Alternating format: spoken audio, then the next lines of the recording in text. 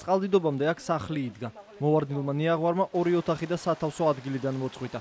შემთხვევამ 75 წლის ლუნა შენგელია სიცოცხლე შეიძირა, რომელიც იმ დროს პირუტყვის გადარჩენას ცდილობდა.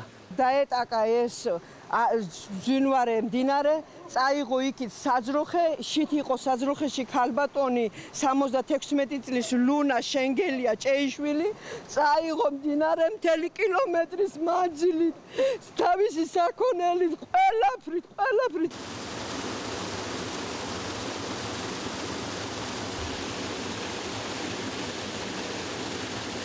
წყალდიდობა ლოჭინში ძლიერმა წვიმამ გამოიწვია. პატარა მდინარე ადიდდა. დაიტბორა ახლომდებარე ეზოები და გზები. ეს კადრები ვახტანგ კარბაიამ სამოყვარულო კამერით გადაიღო.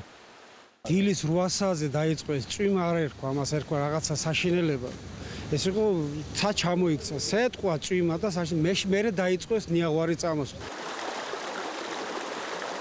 ძალიან დიდი მოდიოდა. რატო მანამდესაც წყალი მოდიოდა, ნიაღვარი წყალი იყო თუ იქიდან მოდიოდა, რა ვიცი. ამდენი წყალი ჩვენ არ გვახსოვს 30 წელი აქ ვარ და მე არ მახსოვს ასეთი ნიაღვარი რო წამოსულიყო.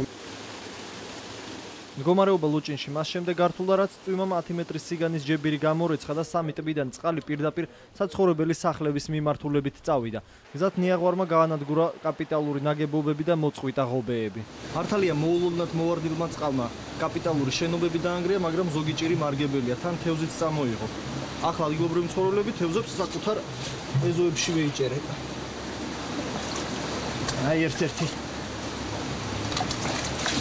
მალე ალბათ სადილი გახდება. სოფელში დაანგრეულია თითქმის ყველა ხიდი, რომელიც ამ პატარა ღელეზე იყო გადებული. დაზიანებულია ცენტრალური ხიდიც. ადიდებულმა წყალმა რკინა-ბეტონის კონსტრუქცია მნიშვნელოვნად დააზარალა. წაიღო, ყველაფერი წაიღო, რასაც ხედავთ, პირუტყიც წაიღო, ძაღლი ცხოველები წაიყვანა. მოხედვა გვინდა, შველა გვინდა.